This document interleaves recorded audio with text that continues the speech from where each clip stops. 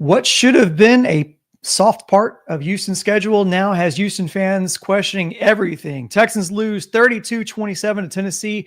We're going to break it all down right here. Welcome into Texans on Tap. I'm Brandon Strange with Charlie Palillo and Josh Jordan. Follow them on X at Palillo and at Josh Jordan 975 and read their work on sportsmap.com.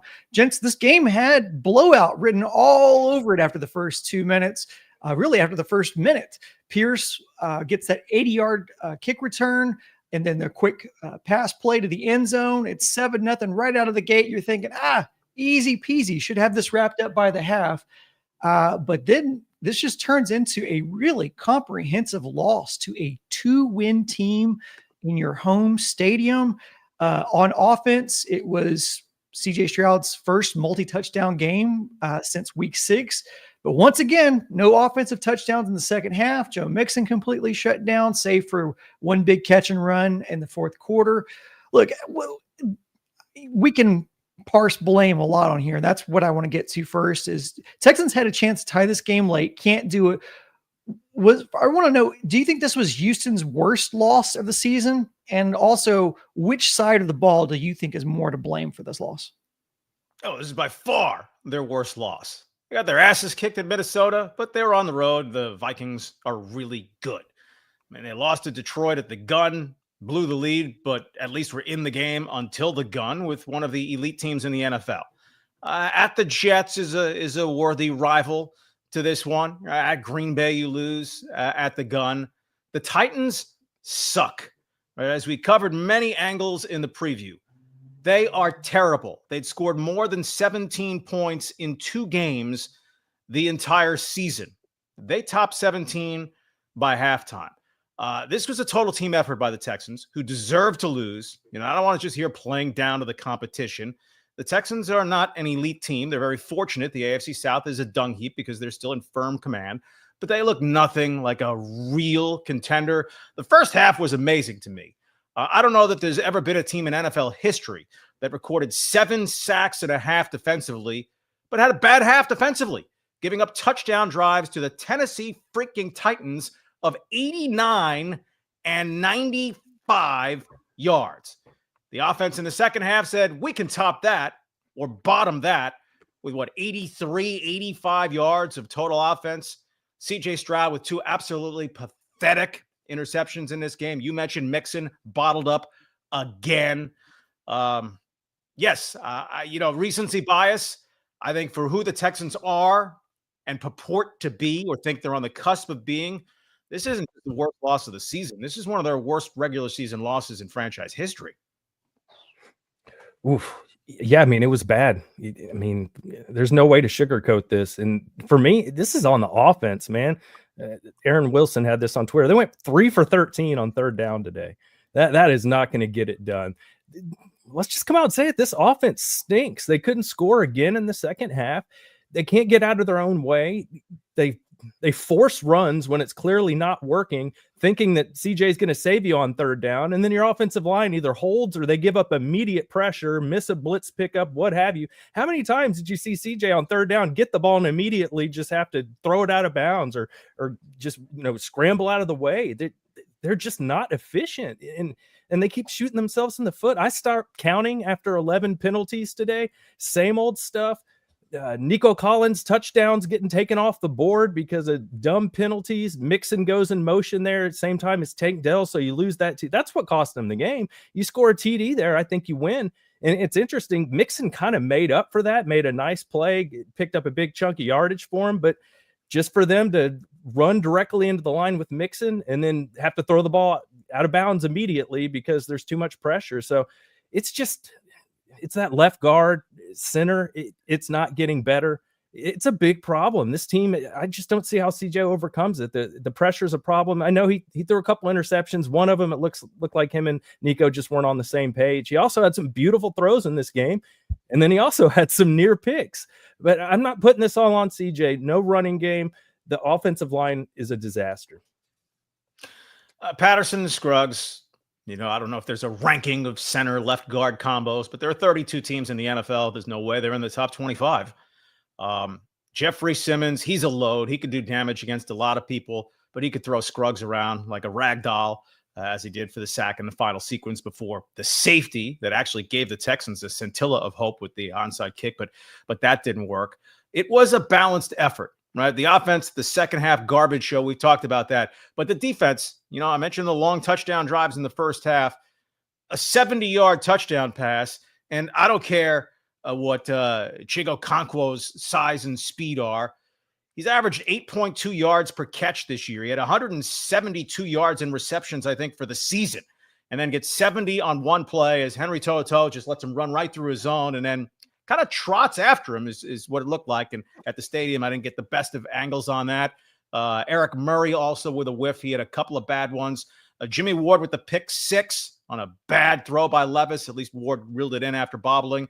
But Ward beaten badly for one long pass, as was Derek Stingley in this game. Lassiter with a couple of penalties and beaten a couple of times. D'Amico Ryans has to own it. The Texans aren't so good that they can be as undisciplined with all these penalties as often as they've had them this season. And D'Amico, you can question the decision. You can defend the decision early second half, 4th and inches to punt the ball, but that you wind up confused, not sure what you want to do, take a delay of game penalty and take the option off the board. Coaching, offense, defense, and obviously when Fairbairn gags a 28-yard game-tying field goal, special teams. It was a crap load across the board in the end. I've seen some comments on the defensive side. I've seen comments about how the Jalen Petrie going down hurts you, but the Titans were without Amani Hooker on this game. And we talked about it in the pregame show. That's the only guy who's had interceptions for them. So they were down their best secondary player and their best two corners also. Right. And their best 2 corners. Look, on defense, I lost track of how many times the Texans allowed the Titans to convert on 3rd and long. But Jimmy Ward does get that huge pick 6 and looked like it might turn the momentum of the game. But right after Fairbairn's 54-yard field goal, they give up that play that Charlie just touched on. One play, 70 yards, catch and run for Okonkwo. I mean, look, again, we talked about, who gets more of the blame on this, but you give up, I don't want to say 30, you give up 30 points of the 32 was the last 2 points were a safety, but you give up 30 points to the Titans. That's pretty bad. We talked about it in the preview episode. They averaged 17 points on offense this season. You give up 30 to them. Certainly the defense deserves some of the blame here. They do. Yeah, this is no question about that. Let's take a quick mini breath because this is an atrocious loss, no matter how you want to parse it. But the occasional bad losses do happen. See the Steelers to the Browns in the snow. See the Ravens to the Browns earlier this season. Big difference between playing down to the level of competition and winning, but also Sunday, Kansas City needed a field goal with a gun to beat Carolina. Right? Stuff happens, but the Texans aren't so good. They're certainly not at all accomplished beyond AFC South cute little banners to shrug it off as, well, upsets any given Sunday. Right? This is a 7-5 football team that I think is of the caliber of that record. And, Jacksonville should be an easy one. Well, the Titans at home should have been an easier one. Then you have a Tua Miami team that's capable of coming here and winning ahead of the Ravens and Chiefs. So it's not hard to envision this winding up being a 9-8 football team. But you know what? That'll win the AFC South. It will. But, I mean, that's the thing we fight in Houston, right? It's the same old Texans. We say it every year. And what are they on pace for? They're on pace to play that Saturday game, the first one of the playoffs in the afternoon, and then they'll lose most likely, and then that'll be it. We were hoping this team would take a step this year and maybe somehow get into an AFC championship game, but that doesn't look like it. It was kind of on everybody. I had in my notes here, Tank Dell had a big drop on a play with about 6 minutes and change left in the game. Great throw by CJ. They have to punt after that.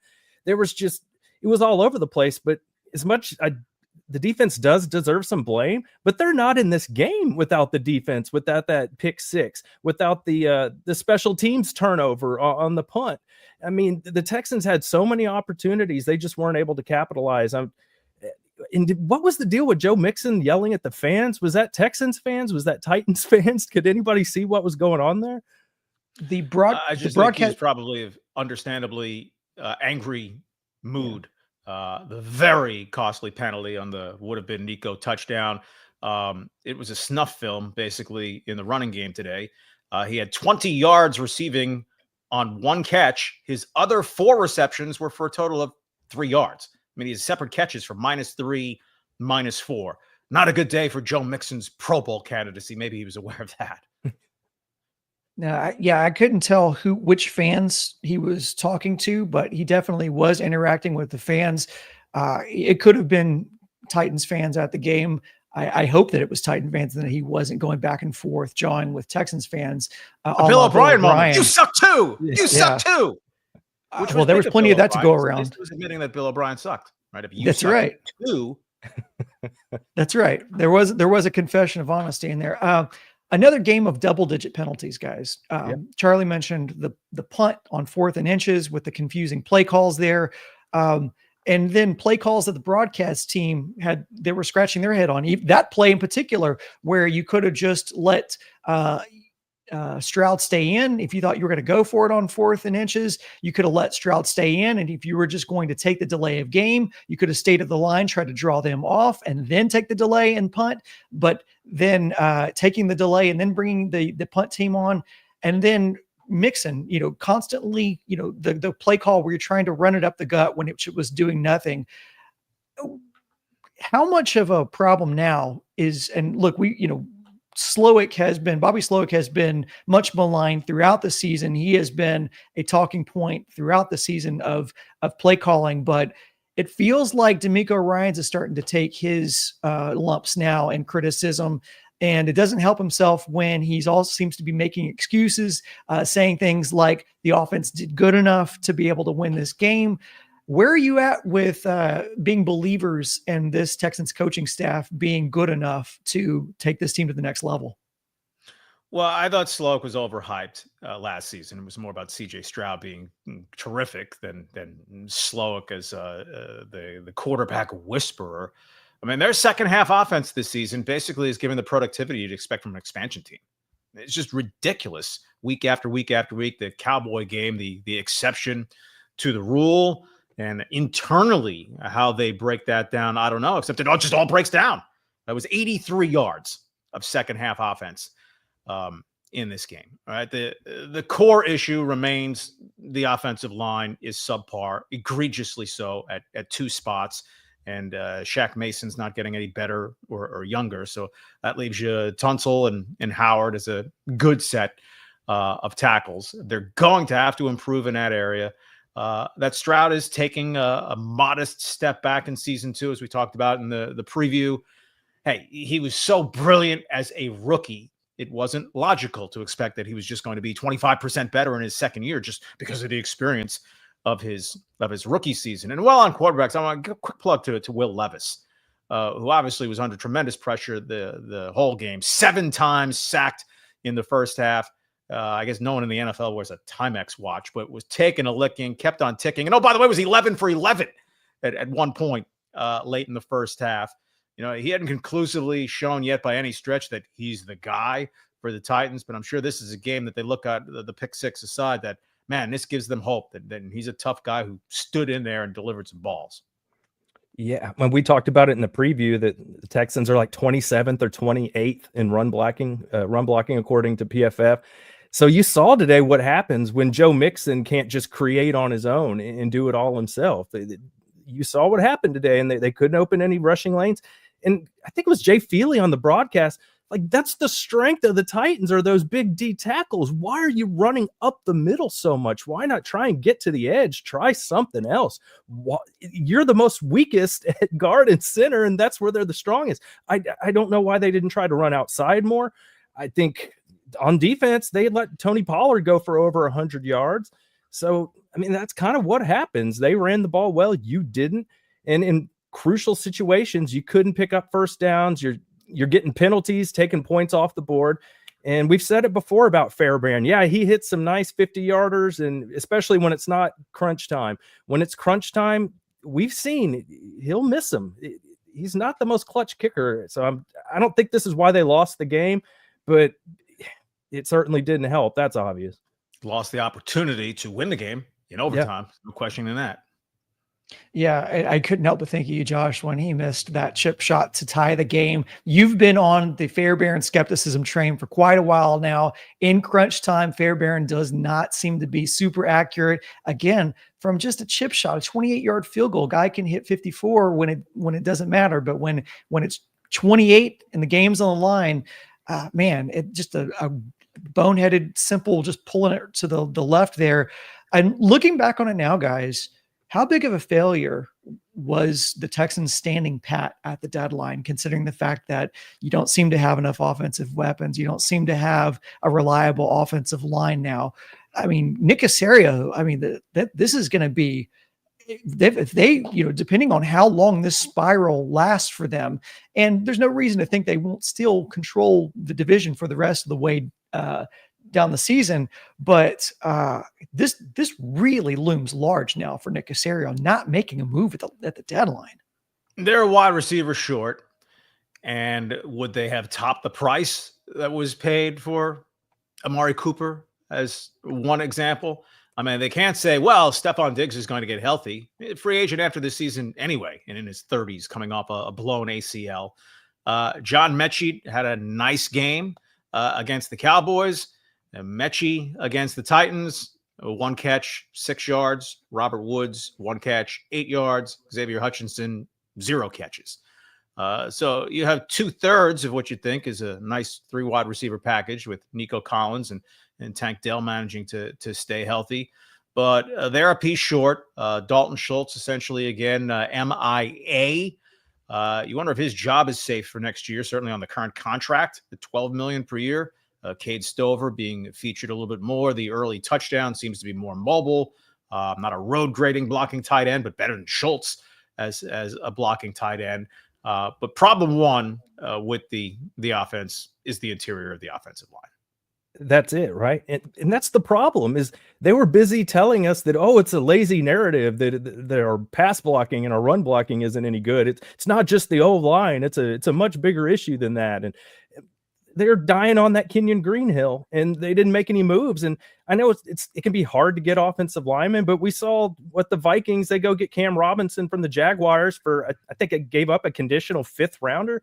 So it didn't cost a lot. That feels like they should have been trying to do something to get a backup plan on the offensive line. But, sometimes you kind of outsmart yourself and you think you're going to get it figured out, and they haven't. And I mean, we knew Kenyon Green coming into this season, this was a make or break year for him, and the outlook wasn't good. Yet there didn't really seem to be any kind of plan B if that didn't work out, and CJ's having to deal with it. And the other problem is now CJ's not playing like he did last year because he's getting hit all the time and he's getting rushed. You're kind of messing up his development there. And they were supposed to be all in for this season, right? You go get Steph Diggs, and you bring everybody back, and Slowick's back, and Schultz, and then at the deadline, you just sit on your hands. It's just not consistent. I don't get it. The real contenders, the Chiefs and Bills, 1-2. Secondarily, the Ravens and Steelers, all made moves of consequence ahead of the deadline. Nick Caserio claimed a guy off a practice squad or off waivers. That was the extent of it. I don't think you can say, you can't say this is the specific move that he should have made, but in judging the results, Caserio at the trade deadline was a fail relative to the competition. Teams that are already established better than the Texans got more better than the Texans. Josh, you said it. Then that's why I asked the question, because the Diggs move in the offseason was, the Texans are shoving. They're pushing all in for this season, because this is this window that's so valuable to football teams when you have good quarterbacks on their rookie contract, where you can put pieces around them and take advantage of this window. And then you get to the deadline and you don't do anything because maybe you're over. And again, we don't know. We weren't a part of those conversations. We don't know who they called and what was being asked, but you don't give up anything because you're overvaluing draft picks. Guess what, guys? If once you get to CJ Stroud and it's time to extend him and pay him what he's worth, you're not going to have the flexibility that you have in this window right now. So draft picks be damned. You have to make a move to be able to make this team a contender. They look anything but a contender right now. They look like a good B-level team in the NFL right now, and they look like they are taking advantage of a very weak division, which in truth they are. And it's just very disappointing. And you wonder how much that permeates through the locker room. I don't want to derail it too far, but when let's go back to 2017 when the Astros made that move for Verlander, it was an infusion of energy within the locker room because they're like, oh, wow, look at the team believes in us and we're going to go make a run. And for the Texans, you wonder if the effect was the antithesis of that. If the lack of a move was deflating for this team because they recognize we don't have the protection up front to protect our franchise quarterback, and we're supposed to go to war with this. And Diggs is down, and Nico was down at the time, and he's come back since. But you just wonder if the Texans players know that they don't have enough to compete now. Though 3 games ago, they were dominating the Detroit Lions for a half. Well, for a half. As soon as they started awarding victories for what you've done in a half, I guess Texans' record could be a little bit better. And keep circling back to the offensive line is the heart of the matter offensively. But CJ Stroud is probably the 6th best quarterback in the AFC this season, which is the plus side of the middle, but it's closer to the dead middle than it is to the top of the heap. It is. And I mean, he's been, Nico in and out of the lineup. Tank missed a game with the rib injury and Stephon Diggs. So, I'll give him a little credit for that, but he's got to play better. Kind of back to the trade thing. I mean, the Texans were trading away guys. They traded Khalil Davis, defensive lineman for the 49ers at the trade deadline, and they traded Cam Akers to the Vikings when Dameon Pierce came back, and then Dameon Pierce got hurt after coming back. So I'm just kind of like, we have so many great things here, Nick, that we're trading away guys at the trade deadline? Josh, you can never have too many 5th, 6th, and 7th round draft choices that you're not willing to trade to upgrade your O-line for some reason. So I don't know what they're doing here, but I think they needed this reality check. And this is why I didn't pick them to cover the spread today. They could lose to anybody any given week, and they can kind of beat anybody any given week. They're just one of those teams that they probably are going to finish around 500 because you just don't know which version of the Texans is going to show up from Sunday to Sunday. But to pull in the ledge wanderers, they don't suck. It's not a terrible team. At this point, they're failing to take the step forward toward true contention that 2024 seemed to offer.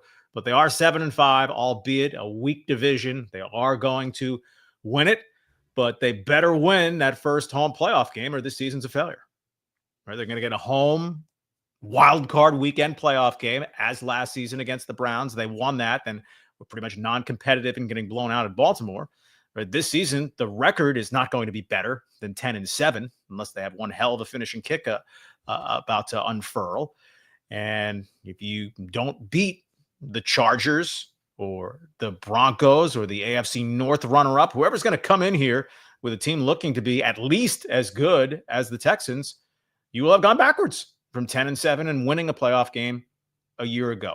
Sometimes you need to take one step back before you can take another significant step forward, but that was not the marketing slogan or the expectation for the 2024 Texans. This team doesn't suck, Charlie, but the O-line sure does. And that is a critical part of your team to suck. And that I'm afraid that may put a nail in my 11-win prediction for this season. That probably is out the door now. I think we'll probably end it there. Just quick shout out to everyone who came in and vented with us in this post game. We appreciate everyone who came in live. Sometimes after these losses, everybody wants to go run and hide, but you guys came in and joined the conversation with us, and we do appreciate that. I think it was cathartic for us. I hope it was cathartic for everyone watching at home.